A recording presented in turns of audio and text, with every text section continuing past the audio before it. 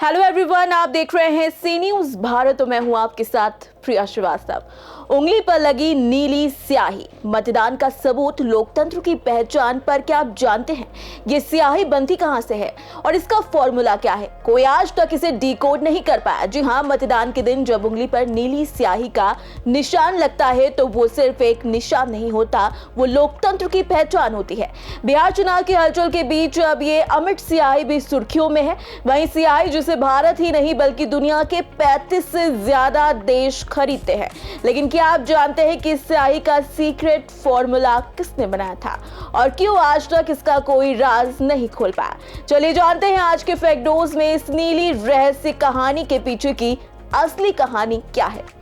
दरअसल आजादी के बाद जब 1951 और 52 के बीच देश में पहली बार आम चुनाव हुए तो कई लोग एक से ज्यादा बार वोट डालते पकड़े गए थे। शिकायतें इतनी ज्यादा बढ़ी कि चुनाव आयोग को सोचना पड़ गया कि आखिर इसे रोका कैसे जाए। फिर आया एक अनोखा विचार, क्यों ना मतदाता की उंगली पर एक ऐसा निशान लगाया जाए जो मिटे ही नहीं। और इसी सवाल ने जन्म दिया चुनावी स्याही का। जी हां, बता दें कि चुनाव आयोग ने मदद मांगी national physical laboratory of India यानी कि एनपीएल से, और वहीं वैज्ञानिकों ने बनाई एक ऐसी स्याही जिसे पानी, साबुन या केमिकल कुछ भी नहीं मिटा सकता था। फिर इसे बनाने की जिम्मेदारी दी गई Mysore paint and varnish limited को। तब से लेकर आज तक चुनावी स्याही की पूरी दुनिया मैसूर की इसी फैक्ट्री से निकलती है, एक ऐसे सीक्रेट फॉर्मूले के साथ जिसे कोई आज तक डिकोड नहीं कर पाया।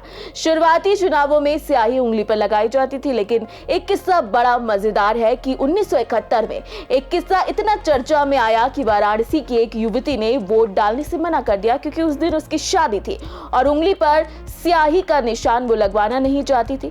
जिसके बाद आयोग ने ये नियम बदला और स्याही को नाखून पर लगाना शुरू कर दिया।